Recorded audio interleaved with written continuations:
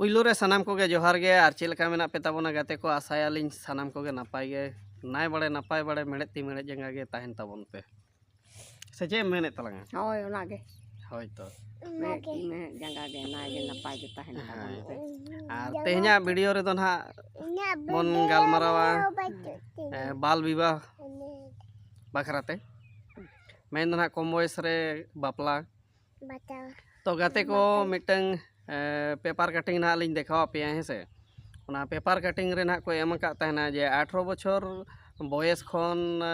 चेतान कोड़ा गिद्र ना जहां मेन दो जहां को ना 18 बछर खन बयस चेतान हुई को ताबोना कोड़ा को और उनको जुदी ना 18 बछर खन कम बयस कुड़ी गिद्र को जुदी बन बापला को से बन बापला एनखान दो ना ओना लगित ते ना आड़ी मारंग दंड को एम का अदो ना पेपर कटिंग रे ना को मेन हचो का जे झारखंड पुलिस मुख्यालय खना ना ओना दो ना निर्देश को एम का ओना पेपर कटिंग हिसाब ते ना बड़ाई नामो कना जे जहाँ तिना झारखंड रे एसएसपी एसपी और डीएसपी को मेना कोआ और नुको थाना कोरिन बड़ बाबू को मान को मेना कोआ जहाँ तिना गे ना सरकारी अधिकारी मेन दो पुलिस विभाग रे मेना को ताबोना उनको जोतो को गे ना को निर्देश अकात कोआ जे कम बयस रे जुदी जहां कम बयस कुड़ी गिद्र को बापलायत कोआ एनखान दो ना उनको चेतान रे कड़ी खन कड़ी सजा हुआ तो कथा मा सारी गया मिन हिसाब ते उयहर लेखान दो एक्चुअली दो सरकार नियम हो मानाव लगती कान गया और कम बयस रे दो बापला बांग लगती कना कुड़ी गिद्र जुदी कम बयस रे बापलाया एनखान गिद्र पिद्र माना बाको बेरेकोआ से चेलका बापला लेनखान मिद सेरमा भीतर रेगे गिद्र को हुई ऐसे हुई को से आदो जुदी मोने का में मिद सेरमा भीतर रे कम बयस कुड़ी गिद्र आगु कातेम गिद्र एंगात हचो खेतेया आर उनी गिद्र एंगात लेनखाने हड़मो मा रापुदो ताया एनखान रापुदो गया से और रापुद लेन ताय खान मा उनी कुड़ी गिद्र मन हा अनाट कमी को बाय दाड़े से दाड़े आए बाय दाड़े आट कमी दो नेतार जहां ना को हानार बुढ़ी केना से को ह냐र हड़ामो कना उनको मा कम बयस कुड़ी गिद्र के बिसी को कुसिया को आपे बिदल रे दो चे लकान को पे कुसिया को ताहेना आमा बिदल रे लई तलांग माने बयस हुई को गे बाहु गिद्र को आदो कम बयस को एक खोज आदो नितो माना सरकार ने पेपर रे एम का जे कम बयस को जुदी पे बापला को एनखान कोड़ा गिद्र को 12 सेरमा को जेहल को और 1 लाख टाका जुरी मना ना उनका को मेन हचो का 1 लाख टाका ओना ना निया 24 दिसंबर 2025 रेना पेपर कटिंग रेना को एम का आदो मांग बन गापाल मारावा हेसे इना परे ना ओना पेपर कटिंग लिंग देखाव पे ताबोना आदो आम चेदे मेन हचोया ताले नोआ दो ठिकु कना से बांग ठिकु कना आदो इसे तो बांग ठिकु कना आदो इन्या उयहर लेका तना इन मेनेया कम बयस रे जुदीम बापलाया कुड़ी गिद्र एनखान कोड़ा गिद्र बयस जुदी मोने का में 20 बछर खन प्लस ताहेना 25 ताहेना 30 ताहेना जाय होक लगभग जहाँ तिना गे ना बयस उना बयस कोड़ा गिद्र और जुदी 12 14 15 16 बछर कुड़ी गिद्रम बापलाया इनखान इन आसाया उनी कोड़ा गिद्र लेका उना मानहा बाय कमी दाड़ाया पाले गिद्र एगा लेनखान मा हरमो रापुदो ताया कमजोर आय आदो ने डायलॉग कथा ते बाको मेन का ले को दारे आवरी केटेजो रेगे जुदी जो हचोया इनखान मा दारे रे अवस्था कई खराब हो गया उनका को लैया आम लेकान हाड़ा आम दो ना बुढ़ी कान तलांगा दो गोड़म हाड़ाम को उनका को लैया तो उनका आंजम बढ़ा का आदो तीना सारे ना तीना खाली ओना मा आलिन में बालिन मेन दाड़े कान ताबोना हेसे आदो ओना दो ना कमेंट माध्यम ते बड़ाय चोलिन ताबोन पे आदो ओना गे ना लिन उयहर बड़ाया पेपर कटिंग को नेल बड़ा कते सारी मा सारी गे आदो जहां को जुदी ना कम बयस रे बापला रेना पे उयहरे ताबोना और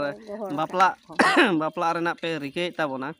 आदो बोया को नोनका पेपर को एम उतर का झारखंड सरकार नि दोना लागू उतर का जे कम बयस कुड़ी गिद्र दो आलोबन बापला कोमा और दुआर बापला चाहे नेल नेपेल कते बापला चाहे निजे निजे ते माने दुलड़ कते बापला ओना हो आलोबन चेष्टा में और जुदी जहाँ लेका बन साब नाम होचो कना इनखान ओने ना पेपर कटिंग रे को एम का 12 सेरमा जेल ढोल सावते और 1 लाख टाका रना जुरिमाना नाग को मेन हचो का आदो उइहर बड़ा लेखान एक्चुअली रे सारी दो सारी गे नितो कुड़ी गिद्रे को अवस्था माने जहां कम बयस रे को आगुयेत को उनको का नेल बड़ा हुयुक का नवा आतु टोला पाड़ा करे जे मिटन खन बारया गिद्रे एंगात लेन खान आदो तायम दो नौका अड़ी किछु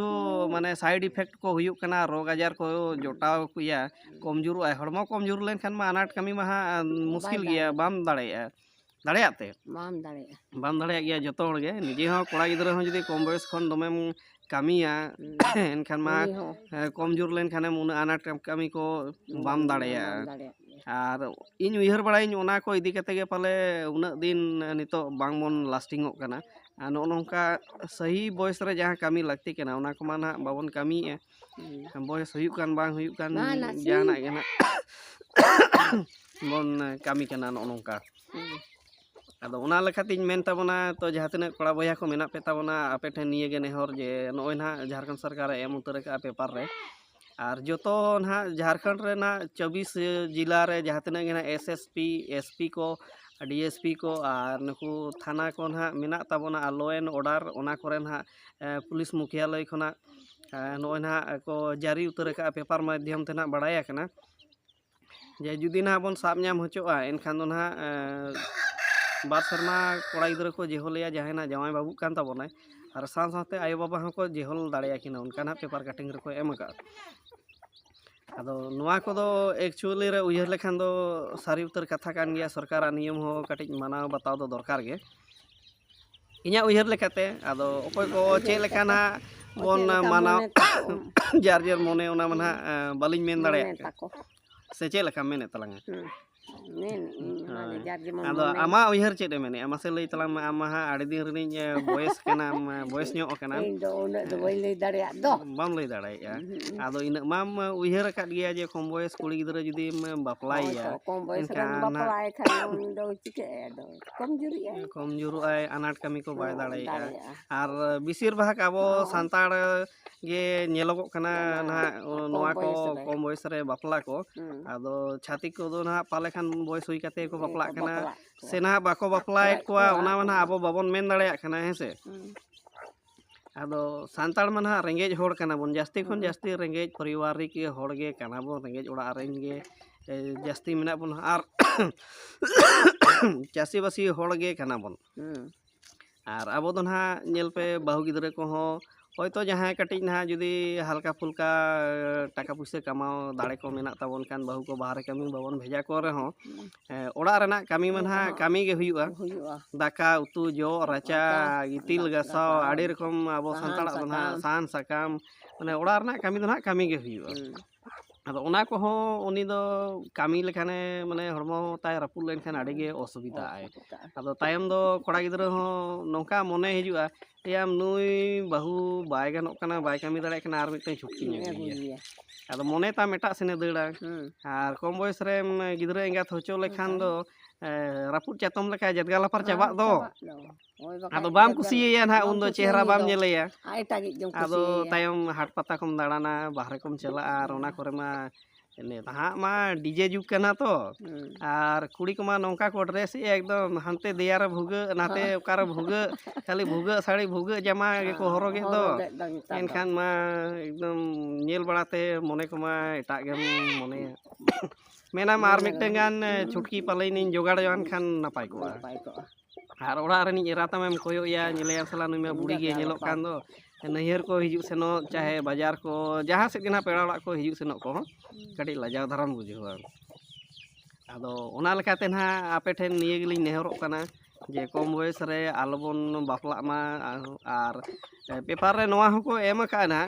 जहाँ जुदी मने का में रायबार हड़ाम की बांग गार्जियन को ना आई बाबा को तावन उनको जुदी बापला रजा को चेष्टाया नोआ खबर जुदी पुलिस प्रशासन विभाग रे सेटेरोआ एनखान हा आई बाबा हो बाको आड़ा किना उनकिन होना को जेहोल दाड़ेया किना उनका ना को लय हेचो का पेपर कटिंग माध्यम ते तबे गाते को देलांग बन ओना पेपर कटिंग गे कटिंग लिंग देखाव ᱧᱚᱜ अपिया और इने तायम ना लासेन बन कथाया तबे देलांग बन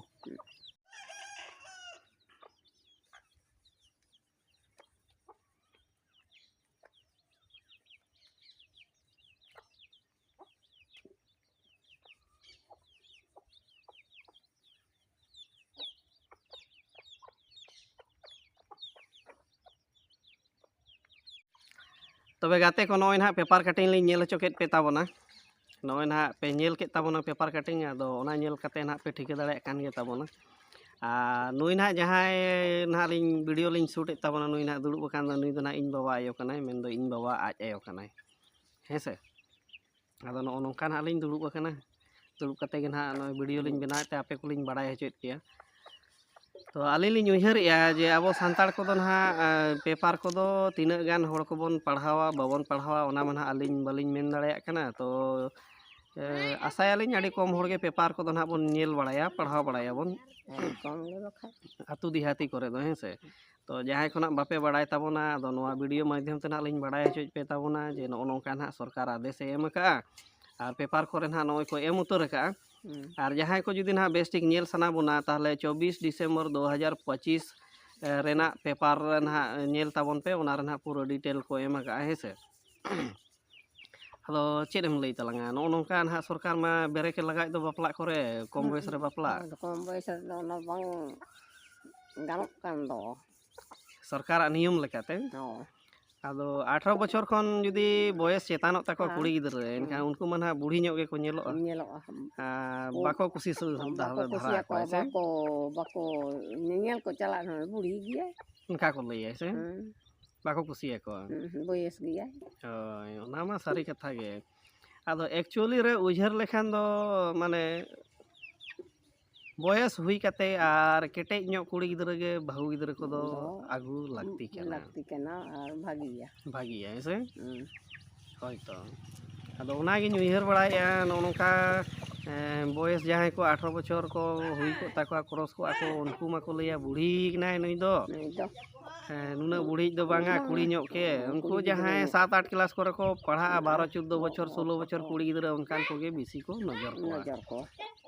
आदो नितो दो ना मिन हिसाब दो सरकार नापाय केत गिया और नेल हुयुक कना नुआ कम बयस रे बापला कते आड़ी गान साइड इफेक्ट को हुयुक कना नोंका कामी को ना बांको कामी दाड़े आरो आड़ी किछु रोग आजार को नोंका कमजोर लेन खान मा मिठेन एहबोआ और आड़ी ठेन रोग आजार को मुचे दो ऐसे आदो तायम दो बन मेना बांगा ओकोय को सला बांग बन पोटा पुटिया आदो हानकु को गे बन दोष को जे नुई गे इन दो नोंकाइन चना हानकाइन चना ऐसे आतु टोला रे दो ना जास्ती ओना को गे ना को उजहर बड़ाया उनका गे नाते एक्चुअली रे ना चेत कान तमा मा रोग आजार ओना दो ना उन बाम नेले ऐसे बाम नेला आदो को लिया एना हानि फरना बुढ़ी ना उनी चेत चो खराब गया इने नोंकाइन चना हानकाइन चना आड़ी किछु बन रोड़ा आदो ओना को दो बांग कते अबवा हरमो फिट दोहो लगी जम न्यू को हो टाइम रे दरकार समय रे जम हो दरकार कना हेसे जीवित जीवन रे दो ना मानमी जीवी रे दो जहाँ तीन दिन जीवित एम तहना कामी दो ना तीसो गे फले बांग चाबा कामी दो बाय चाबा गे हेसे माने 3 दिन जीवी तहना उन दिन दो ना कामी गे हुयो आदो ओनाते आर ओनका आड़ी जोर तला तला रिन खु गोदे ताबोना हेसे आर आड़ी जोर गे रियाड़ कना तो रियाड़ ते ठंडा को साब गोड़ा कदिया मादा कान ताबोनी मादा ते खु को एकदम इन काहिल गोड़ा कना आदो ओना गे ना लिन उयहर बड़ा केते आदो लिन मेनेया चलो मिटंगान वीडियो लांग बनाव का नोआ विषय तो जहां को बाको बड़ाय खान उनको को बड़ाया इने दो होय जे कम बयस रे बापला लेन खान चेत को असुविधा हुई दाड़ाया आ नोना सरकार नोआ ना पूरा पूरी ब्रेक के एम उतर का आ नितो दो ना नोंका आतु टोला करे नेल बड़ा हुई केना आले एरिया करे हो किछु गान नोंका कम बयस करे को आगु काना बाहु को और प्रशासन रे खबर को सेटर लेन खान दो बारिया पिया कोड़ा गिदरे को नोंका जेहल करे मेना को नि धाबि तेना आरि को ओडक बड़ा और नोआ बाहु को विषय ते नोंका कम बयस कुड़ी गिदरे इदी कते जुदी जेहल को पे चलाव मानोआ से को जेहले मान बोना एनखान आड़ी गे मुश्किला ओनार जेदो सरकार लेकाते नो 2 सेरमा माना एम आकाद गिया और तीना सेरमा ना जेहल बोना ओना माना लय मुश्किल गिया बांग लयगोआ और जेहल रे बन चलाव लेन खान दो आयो बाबा को हो भावना चिंता ते को काइल गदोआ ओड़ा संसार को हो एकदम ढिलो गदोआ आ निजे माना जुदी कोड़ा गिदरे काना मेनखान जुदी को जेहल केत मिया एनखान माना उयहर चिंता मा हिजुग गिया ओड़ा दुआर आयो बाबा को हो उयहर हिजुग गिया निजरा परिवार को हम उयहर गिया जे चेत लेका मेना कोआ चेत लेका बांगा और जेहल रेम ताहन खान मा बाको नेपेल हचोआ एनखान आड़ी दुख रेनाक कथा कना तो ओना तेगे ना कोड़ा गिद्रा को ठेन आर साथे कुड़ी गिद्रा को ठेन हो आर कोड़ा गिद्रा कुड़ी गिद्रा कोरिन जहां ना आयो बाबा को कना बोन हा मेना बोना उनको को ठेन होना अलिन नेहरोग कना जे नोंका कम बयस रे दो आलो बोन बापला मा आर गिद्रा को बाबन बापला को ताबोना हेसे होय समय को कटे हुई बड़ा ᱧᱚᱜ कते कान दो भागिया नोंका नितो माना आतु टोला रे दिनम गे हिसाब किताब को हताव तो नुकु सोहिया को मेना को ताबोना सेविका को मेना को दिन गे चेतात रिपोर्ट को चको ओले दिया दिन गे उनको को जुदी को लय एमान केत मिया जे आले तुरे नोंका हनका फरना से मान तेमान बापला लगिना को कम बयस रे को जावाए कना एनखान मा भारी मुश्किल कथा कना आदो ओनाते लिñ मेना जे कम बयस रे दो आलोपे बापला ताबोना नोंका आडे किछु असुविधा को नेलोगो कना आर जेहोल दो बोतरान कथा कान गया पुलिस हाथ रे पड़ाव लेखान दाल दाल तीना दाल मिया ना ओना हो लय मुश्किल गया उना दुलर ते आयो बाबा को हारा काबोना गिद्रा खन तीना चो चेरेज कते आलांग कंटा खन उले ओडक कते आजो आजो ते हारा कामा उना दुलर ते आर जुदी नोंका जेहोल कोम चला बगी हटो आखवा मेनखान उनकुआ मासे तीना असुविधा हुआ उयर चिंता ते एकदम हार्ट अटैक को ᱧᱟᱢ ᱮᱢᱟᱱ ᱠᱚᱣᱟ ᱛᱟᱦᱞᱮ ᱡᱩᱫᱤ ᱢᱚᱱᱮ ᱠᱟᱜ ᱢᱮ ᱤᱧ ᱠᱚᱢ ᱵᱚᱭᱮᱥ ᱠᱩᱲᱤ ᱜᱤᱫᱽᱨᱟᱹᱧ ᱵᱟᱯᱞᱟᱭᱮᱱ ᱛᱟᱞᱟᱝᱟ ᱮᱱᱠᱷᱟन ᱡᱮᱦᱚᱞ ᱮᱢᱟᱱ ᱞᱤᱧ ᱠᱷᱟᱱ ᱠᱚ ᱟᱢ ᱫᱩᱠᱮᱢ ᱵᱩᱡᱷᱟᱹᱣᱟ ᱥᱮ ᱵᱟᱝ ᱫᱟᱜ ᱵᱟᱝᱟ ᱛᱤᱱᱟᱹᱜ ᱫᱩᱠ ᱡᱚᱢ ᱦᱚᱢ ᱡᱚᱢᱟ ᱨᱟᱜ ᱦᱚᱢ ᱨᱟᱜᱟ ᱚᱱᱟ ᱛᱮᱜᱮ ᱱᱟᱜ ᱱᱚᱜᱼᱚᱭ ᱫᱤᱥᱚᱢ ᱦᱚᱲ ᱠᱚ ᱠᱟᱹᱴᱤᱡ ᱞᱟᱝ ᱞᱟᱹᱭ ᱧᱚᱜ ᱟᱠᱚ ᱠᱟᱱᱟ ᱡᱮ ᱟᱹᱞᱤᱧ ᱱᱟᱜ ᱞᱤᱧ ᱴᱷᱤᱠᱟᱹ ᱫᱟᱲᱮᱭᱟᱜ ᱠᱟᱱᱟ ᱯᱚᱨᱤᱥᱛᱷᱤᱛᱤ ᱪᱮᱫ ᱞᱮᱠᱟ ᱦᱩᱭ ᱫᱟᱲᱮᱭᱟᱜᱼᱟ ᱟᱫᱚ ᱚᱱᱠᱟ ᱜᱮ ᱟᱯᱮ ᱦᱚᱸ ᱪᱮᱥᱴᱟᱭ ᱛᱟᱵᱚᱱ ᱯᱮ ᱵᱚᱭᱮᱥ ᱠᱚ ᱦᱩᱭ ᱠᱟᱛᱮ ᱜᱮ ᱱᱟᱜ ᱵᱟᱯᱞᱟ ᱦᱮᱸᱥᱮ ᱵᱟᱦᱩ ᱠᱚᱵᱚᱱ ᱟᱹᱜᱩ ᱠᱚᱣᱟ ᱟᱨ ᱠᱩᱲᱤ ᱜᱤᱫᱽᱨᱟᱹ ᱯᱟᱥᱴᱟ ᱠᱚᱦᱚᱸ ᱵᱚᱭᱮᱥ ᱠᱚ ᱦᱩᱭ ᱠᱟᱛᱮ ᱜᱮ ᱱᱟᱜ ᱵᱚᱱ ᱡᱟᱶᱟᱭ ᱠᱚᱣᱟ ᱟᱫᱚ ᱡᱩᱫᱤ ᱡᱟᱦᱟᱸᱭ ᱠᱚᱯᱮ ᱵᱟᱯᱞᱟᱜ ᱛᱟᱵᱚᱱᱟ ᱥᱮ ᱵᱟᱯᱞᱟ ᱯᱮ ᱪᱮᱥᱴᱟᱭᱮᱫ ᱛᱟᱵᱚᱱᱟ ᱟᱨ ᱯᱮ ᱵᱟᱯᱞᱟ ᱩᱛᱟᱹᱨᱚᱜ ᱠᱟᱱ ᱜᱮᱭᱟ ᱱᱟᱜ ᱟᱫᱚ ᱟᱹᱞᱤᱧ ᱢᱟ ᱱᱟᱜ ᱢᱟᱱᱟ ᱢᱟ ᱵᱟᱹᱞᱤᱧ ᱢᱟᱱᱟ ᱫᱟᱲᱮᱭᱟᱯᱮᱭᱟ ᱟᱫᱚ ᱥᱚᱨᱠᱟᱨᱟᱜ ᱱᱤᱭᱚᱢ ᱞᱮᱠᱟ ᱛᱮᱜᱮ ᱱᱟᱜ ᱞᱤᱧ ᱞᱟᱹᱭ ᱟᱸᱡᱚᱢ ᱟᱯᱮ ᱠᱟᱱ ᱛᱟᱵᱚᱱᱟ ᱚᱱᱟ ᱵᱷᱤᱰᱤᱭᱳ ᱢᱟᱫᱽᱫᱷᱚᱢ ᱛᱮ ᱱᱟᱜ ᱞᱤᱧ ᱵᱟᱲᱟᱭ ᱦᱚᱪᱚᱭᱮᱫ ᱯᱮᱭᱟ ᱟᱫᱚ ᱱᱚᱜᱼᱚ ᱱᱚᱝᱠᱟ ᱡᱩᱫᱤ ᱵᱚᱱ ᱥᱟᱵ ᱧᱟᱢ ᱦᱚᱪᱚᱜᱼᱟ ᱮᱱᱠᱷᱟन ᱢᱟ ᱟᱹᱰᱤᱜᱮ ᱡᱟᱞᱟ ᱨᱮᱵᱚᱱ ᱧᱩᱨᱩᱜᱼᱟ ᱟᱫᱚ ᱛᱚᱵᱮ ᱜᱟᱛᱮ ᱠᱚ तेहनाग वीडियो रे ना निंके गे निये कोगे मेन कते ना वीडियो लिंग मुचादे ताबोना और वीडियो पे कुसिया ताबोन खान दो लाइक ताबोन पे शेयर ताबोन पे कमेंट ताबोन पे और जहाँ को निधारिते बांगबोन सब्सक्राइब का तो उसरा सही अलिया चैनल सब्सक्राइब का ताबोन पे और नौका के वीडियो को लिंग अगुया एनखान दो आपे ठेन लगन धारा वीडियो को सेटेरोआ सब्सक्राइब का खान पे हैं से तबे मा तबे मुचारे आर सानाम कोगे आलिन पास्टा से खन मुचारे आर मिद धो लासाड़हेत जोहार जोहार गे